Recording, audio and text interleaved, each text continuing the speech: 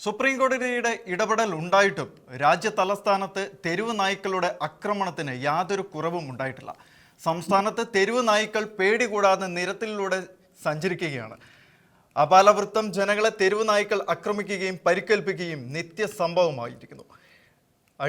അലഞ്ഞു തിരിഞ്ഞ് നടക്കുന്ന തെരുവ് നായ്ക്കളെ പാർപ്പിക്കാൻ ഷെൽട്ടർ ഹോമുകളുടെ അപര്യാപ്തത പ്രകടമാണ്. നായ്ക്കളെ ഇല്ലാതാക്കണമെന്ന് പറയുന്നവർ തടസ്സമായി നിൽക്കുന്നത് മൃഗസ്നേഹികളാണെന്നും പറയുന്നു. എന്നാൽ വാക്സിൻ കമ്പനികളുടെ വിൽപ്പന തന്ത്രമാണ് തെരുവ് നായ്ക്കൾ വളരുവാൻ കാരണമെന്നും പറയുന്നവരുണ്ട്. ആനിമൽ ലീഗൽ ഫോഴ്സ് അംഗം ഏഞ്ചൽസ് നായർ നമ്മളോടൊപ്പം ചേരുന്നു.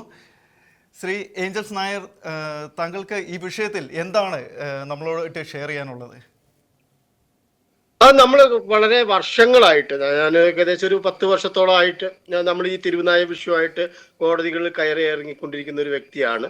അപ്പോൾ ഈ കേരളത്തിലാണെന്നുണ്ടെങ്കിൽ തന്നെ ഈ കുടുംബശ്രീയെ ആയിരുന്നു ഈ വന്ധ്യംകരണം 2017 മുതൽ നടത്തിയിരുന്നത്. അത് വളരെയധികം പ്രത്യാഘാതങ്ങൾ ഉണ്ടാക്കിയിട്ടുണ്ടായിരുന്നു. വന്ധ്യംകരണം നടക്കുകയല്ല, കൊള്ളയാണ് നടത്തിയിരുന്നത്. വളരെയധികം ക്രൂവൽറ്റി നടന്നിട്ടുണ്ടായിരുന്നു.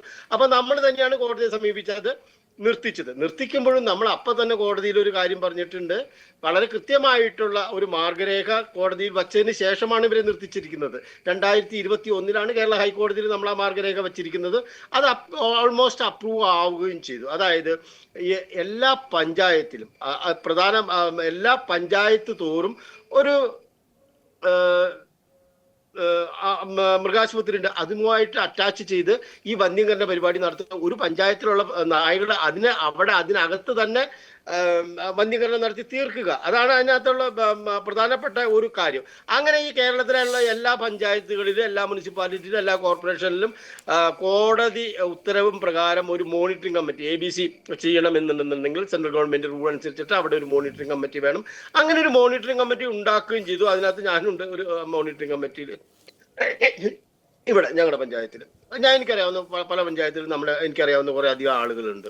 പക്ഷെ ആ മോണിറ്ററിംഗ് കമ്മിറ്റിയെ വെച്ചിട്ടല്ല അവർ ചെയ്തത്.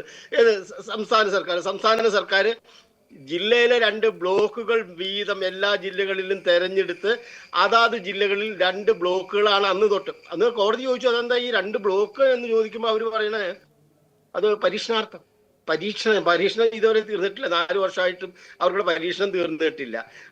ഇപ്പൊ ഇത് കൃത്യമായിട്ട് നടക്കില്ല. ഇതിന് YPC ആ റൂൾസ് വളരെ ബുദ്ധിമുട്ടാണ് എന്നൊക്കെ മന്ത്രി ഇങ്ങനെ വലിയ വലിയ വാക്കുകളൊക്കെ പറയുന്നുണ്ട്. അതെന്തിനാ? തൃശ്ശൂർ കോർപ്പറേഷനിൽ ഞങ്ങൾ മോണിറ്ററിംഗ് കമ്മിറ്റിയിലുള്ളത് അവിടെ വളരെ കൃത്യമായിട്ട് നടക്കുന്നുണ്ട്. അവിടെ യാതൊരു പ്രശ്നങ്ങളില്ല. അപ്പൊ ഈ കൃത്യമായിട്ട് നടക്കുന്ന സ്ഥലങ്ങൾ ഇവർ കണ്ടുപിടിക്കുന്നില്ല. എന്നിട്ട് ഈ ഓരോ മുട്ടുത്തരങ്ങൾ പറഞ്ഞുകൊണ്ടിരിക്കുക. ഇപ്പൊ ഈ ക്രൈസിസ് കഴിഞ്ഞ 2024 ഉണ്ടാകാതിരുന്ന ഇതേ ക്രൈസിസ് ഇപ്പൊ പെട്ടെന്ന് തലപൊക്കിയൊക്കെ ഈ വർഷം വന്നത്. കഴിഞ്ഞ പ്രാവശ്യം ഈ വാക്സിൻ കമ്പനി കാശ് കൊടുത്ത് 2-3 പ്രാവശ്യം ഇവിടെ ഹോർഡിങ്സ് വെച്ചിട്ടുണ്ടായിരുന്നു. ഒന്ന് ഫെബ്രുവരിയിലായിരുന്നു ആദ്യത്തെ ഹോർഡിങ്സ് വരുന്നത്. ജോസ് മാവേലി കുറെ കന്യാസ്ത്രീകളൊക്കെ ഇങ്ങനെ ഇരുന്നിട്ടുള്ള ഒരു ബോർഡായിരുന്നു. പിന്നെ കുറെ സാമൂഹ്യ പ്രവർത്തകരൊക്കെ എന്നൊക്കെ പറഞ്ഞുകൊണ്ട് തെരുവുനായ ശല്യത്തിനെതിരെ. ഇതാണ് ഇവരുടെ അടവ് എന്ന് പറയുന്നത്. അത് ജനങ്ങൾ ഈ ജീവിക്കെതിരെ തിരിക്കുക. അപ്പോൾ ആ ഒരു ഹോസ്റ്റിലിറ്റി വന്നു കഴിഞ്ഞാൽ ഈ നായകൾക്കെതിരെ ആളുകൾ ആക്രമണ സ്വഭാവം കാണിക്കും. എങ്ങനെ ആക്രമണ സ്വഭാവം കാണിച്ചു തുടങ്ങി കഴിഞ്ഞാൽ ആ നായകൾ ഓട്ടോമാറ്റിക്കലി കടി അങ്ങോട്ട് തുടങ്ങിക്കോളും. അവർക്ക് ഏറ്റവും എളുപ്പം പിള്ളേരെ പോയി കടിക്കാൻ അവർക്ക് അറിയാതെ. അപ്പൊ അങ്ങനെ ഒരു ആക്രമണ സ്വഭാവം നടത്താനായിരുന്നു ജോസ് മാവേലി കഴിഞ്ഞ വർഷം ഫെബ്രുവരിയിൽ എടപ്പള്ളിയിൽ ഇങ്ങനെ വലിയൊരു ഹോർഡിങ്സ് വെക്കുക എന്നുള്ളത് എത്രയോ കോടിക്കണക്കിന് രൂപ ചെലവുള്ളൊരു കാര്യം. സിമ്പിൾ അല്ല അത്. അപ്പോഴാണ് പ്രശ്നം അവിടുന്ന് കടന്നുപോയത്. എങ്ങോട്ടാ പോയതെന്ന് അറിയാമോ? അപ്പോഴാണ് വയനാട്ടില് വന്യജീവി ആക്രമണം. ഒരു മാസം കൊണ്ട് ആനകൾ 4 പേരെ കൊന്നു.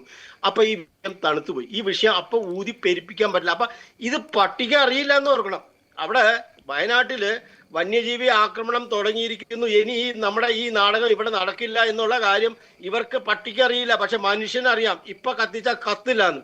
വീണ്ടും ഫെബ്രുവരിയിൽ ആ ഹോർഡിങ്സ് താഴെ അഴിച്ചു വെച്ചു. അടുത്ത ഹോർഡിങ്സ് വെക്കാൻ പോകുന്നത് എവിടെയാണ്? ആലുവ ടൗൺ ഹാളിന്റെ മുമ്പിൽ റെയിൽവേ ട്രാക്കിനോട് ചേർന്ന് അടുത്തത് ജൂലൈ ആഗസ്റ്റ് മാസങ്ങളിൽ വീണ്ടും ഹോർഡിങ്സ് വെച്ചേക്കുക. ലക്ഷക്കണക്കിന് രൂപ ചെലവ് ചെയ്തിട്ടാണ് ഇത് വെക്കുന്നത്. ആരാണ് ഇതിന് ഫണ്ട് മുടക്കുന്നത്? ആർക്കാണ് ഇത്ര വലിയ ഹോർഡിങ്സ് ഒക്കെ വെച്ച് ഇങ്ങനെ തെരുവുനായകൾക്കെതിരെ ആക്കുക എന്നുള്ള? ആർക്കാണ് ഇതിന്റെ ഇൻവെസ്റ്റ്മെന്റ് ആരാണ് നടത്തിയിരിക്കുന്നത്? അതിനകത്ത് മാവേലിയുടെ തന്നെ ഫോട്ടോ ആയിട്ട്, പക്ഷെ അതും പൊട്ടിപ്പോയി. അപ്പോഴാണ് വയനാട്ടില് ഈ മറ്റേ മുണ്ടക്കൈ ദുരന്തം വരുന്നത്. അതിനിടയ്ക്ക് ഇത് കത്തില്ല എന്നുള്ള കാര്യം ഇദ്ദേഹത്തിന് നന്നായിട്ട് അറിയാമായിരുന്നു. അങ്ങനെ ആ ഹോർഡിങ്സും അടിച്ചു വെച്ചു. പിന്നെ ഡിസംബറിലൊന്ന് ശ്രമിച്ചു നോക്കി, അതും വേണ്ട രീതിയിൽ ജയിച്ചില്ല. അപ്പൊ ഈ ഇതിന് ശേഷമാണ് ഈ വർഷം, അപ്പൊ കഴിഞ്ഞ വർഷമൊന്നും ഈ പേവിഷബാധ വളരെ കുറവായിരുന്നെങ്കിലും രണ്ടോ മൂന്നോ ഇൻസിഡൻസ് ആണ് നമ്മുടെ കയ്യിലുള്ളൂ. അതിനകത്ത് എത്ര എണ്ണം സത്യമാണെന്ന് അറിയില്ലെങ്കിലും ഈ വർഷം ശരിക്കും പേവിഷബാധ തന്നെ 7 or 8 പേർക്ക് ശരിക്കും പേവിഷബാധ തന്നെ വന്നിട്ടുണ്ട്. അതായത് 2022 ശ്രീ ഏഞ്ചൽസ് നായർ, ഈ തെരുവുനായ പ്രശ്നത്തിൽ അനാവശ്യമായിട്ട് നിരവധി ആരോപണങ്ങൾ മൃഗസ്നേഹികൾ ഏൽക്കേണ്ടതായിട്ട് വരുന്നുണ്ടോ ശരിക്കും നിലവിൽ? തീർച്ചയായിട്ടും ഞങ്ങളാണ് ഏറ്റവും കൂടുതൽ നാണക്കേട് സഹിച്ചുകൊണ്ടിരിക്കുന്നത്. ദിവസം ഞാൻ എന്നോട് പലരും ചോദിക്കാറുണ്ട്, നിങ്ങൾക്ക് ഈ കമ്മീഷൻ കിട്ടുന്നില്ലേ എന്നൊക്കെ. അത് ഈ ബിജു പ്രഭാകറാണ് അങ്ങനെ ഒരു, ബിജു പ്രഭാകരും ചിറ്റലപ്പള്ളിയാണ്. ചിറ്റലപ്പള്ളി ഒരു അഡ്വർടൈസ്മെന്റ് ആയിട്ട് 2016 ഇട്ടിട്ടുണ്ടായിരുന്നു. ഈ മൃഗസ്നേഹികൾക്ക് മൃഗങ്ങളെ, ഈ തെരുവുനായകളെ സംരക്ഷിക്കുന്നത് കൊണ്ട് ആണ് ഈ വാക്സിൻ ചെലവാക്കാൻ പറ്റുള്ളൂ. അതുകൊണ്ട് അവർക്ക് ഈ വാക്സിൻ കമ്പനികൾ വലിയ തോതിൽ കമ്മീഷൻ കൊടുക്കുന്നുണ്ട് എന്ന് പറഞ്ഞിട്ട് 2 അഡ്വർടൈസ്മെന്റ് ഏകദേശം എല്ലാ ഈ മലയാളത്തിലെ ക്വാർട്ടർ പേജ് ഒരു പരസ്യം എല്ലാ മെയിൻ മലയാളം പത്രങ്ങളിലും ക്വാർട്ടർ പേജ് 2 പ്രാവശ്യം ഇടണം എന്നുണ്ടെങ്കിൽ, എല്ലാ എഡിഷനിലും ഇടണമെന്നുണ്ടെങ്കിൽ ഏകദേശം ഞാൻ കണക്കൂട്ടിയത് അന്ന് 75 ലക്ഷത്തോളം രൂപയാണ്. എന്തായിരുന്നു ഇദ്ദേഹത്തിന്റെ മോട്ടിവേഷൻ ഇതിന്റെ പിന്നിൽ? അതായത് മൃഗസ്നേഹികൾക്ക് കമ്മീഷൻ കിട്ടുന്നുണ്ട്, ഈ മനേകാ ഗാന്ധിയാണ് ഇതിന് പിന്നിൽ, അങ്ങനെ കുറെ കഥകളും കാര്യങ്ങളും. നിങ്ങൾക്ക് നായെ കൊന്നു കഴിഞ്ഞാൽ 50 രൂപ പിഴയുള്ളൂ, അത് കൊന്നോ നിങ്ങൾക്ക് നിയമസഹായം ഞങ്ങൾ ചെയ്തേക്കാം, അങ്ങനെയൊക്കെ പറഞ്ഞിട്ടാണ് ആദ്യത്തെ പരസ്യം വരുന്നത്. അന്നാണ് ഞാൻ ആദ്യമായിട്ട് കോടതിയിലേക്ക് പോകുന്നത്. അന്ന് എനിക്ക് ഈ മൃഗസ്നേഹികൾ എന്ന് പറഞ്ഞു കഴിഞ്ഞാൽ ആളുകളെ ഒരാളെ പോലും എനിക്ക് അറിയില്ലായിരുന്നു. ഞാനിത് കണ്ടു കഴിഞ്ഞപ്പോൾ ഇതിന്റെ പിന്നിൽ നടക്കാൻ പോകുന്ന വലിയ പ്രത്യാഘാതം, കാരണം അതിനകത്ത് ഈ ഇങ്ങനെ ഒരു ന്യൂസ് കണ്ടു കഴിയുമ്പോൾ ആളുകൾ പെട്ടെന്ന് ചാടി എഴുന്നേറ്റ്, എല്ലാവർക്കും പട്ടിയെ കൊല്ലാൻ പറ്റുമൊന്നുമില്ല, അപ്പൊ ഈ പട്ടിയെ ആക്രമിക്കും. സ്വാഭാവികമായിട്ട് അങ്ങനെ ഒരു ഇത് വന്നു കഴിയുമ്പോഴത്തേക്കും ഈ പട്ടികളെ ആക്രമിക്കുക, ചൂടുവെള്ളം ഒഴിക്കുക, കല്ലെടുത്തെറിയുക എന്നുള്ള ഒരു ആക്രമണ സ്വഭാവം വന്നു കഴിയുമ്പോൾ പട്ടികൾ തിരിച്ചു കളിക്കും, അത് കുട്ടികളെയായിരിക്കും. അതേമാതിരി ഇദ്ദേഹം ഒക്ടോബർ 19 ഇട്ട അഡ്വർടൈസ്മെന്റ്, ആദ്യത്തെ അഡ്വർടൈസ്മെന്റ് 25 വർക്കലയിൽ വരാന്തയിൽ കിടന്നുറങ്ങിയ വൃദ്ധൻ രാഘവൻ എന്ന് പറയുന്ന ആളെയാണ് പട്ടി കടിച്ച് കൊന്നേക്കുന്നത്. പട്ടി കടിച്ച് പേവിഷമല്ല.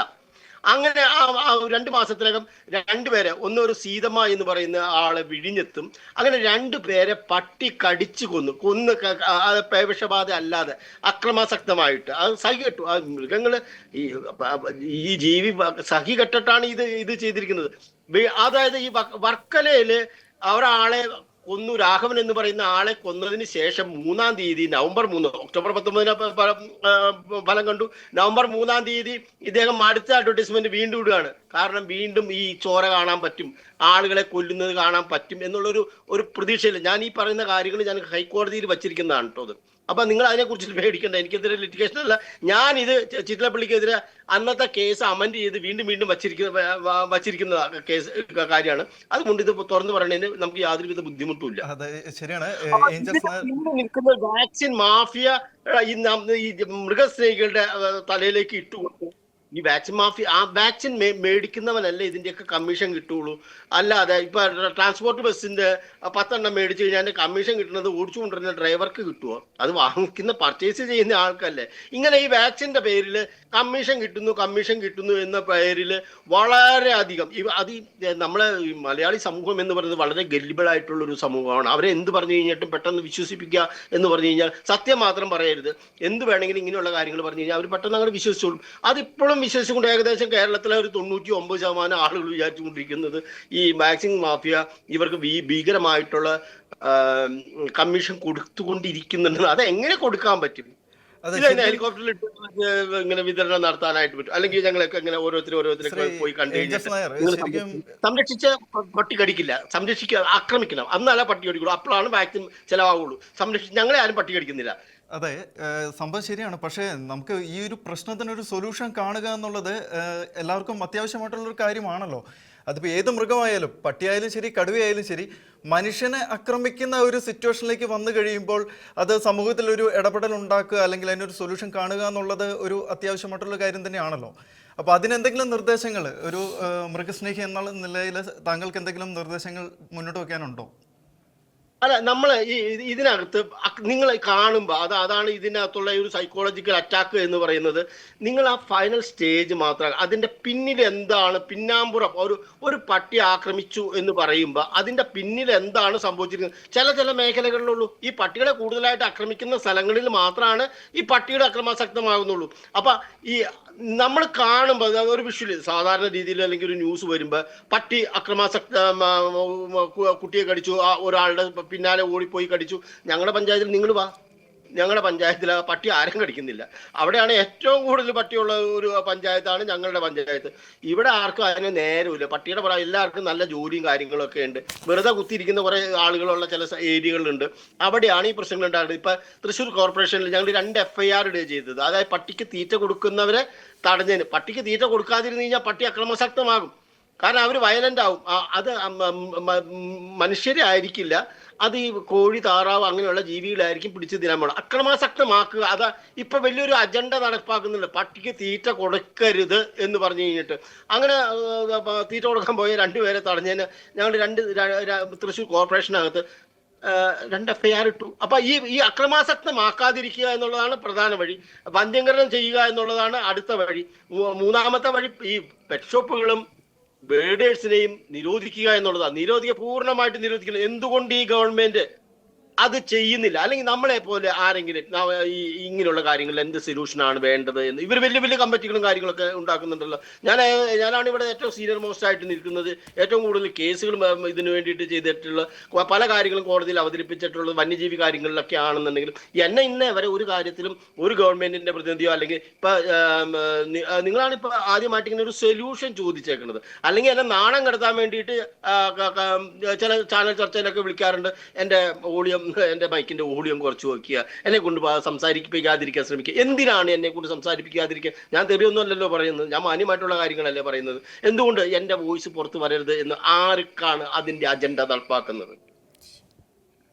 ശരിയാണ്, അദ്ദേഹം പറഞ്ഞത് വളരെ ശരിയാണ്. നമ്മൾ കൂടെ ഇത്രയും നേരം നമ്മളോട് സംസാരിച്ചത് ആനിമൽ ലീഗ് ഫോഴ്സിൻ്റെ ഭാഗത്തു നിന്നും ഏഞ്ചൽസ് നായരാണ് നമ്മളോടൊപ്പം വിശദ വിവരങ്ങളുമായിട്ട് ചേർന്നത്. വളരെ നന്ദി സർ.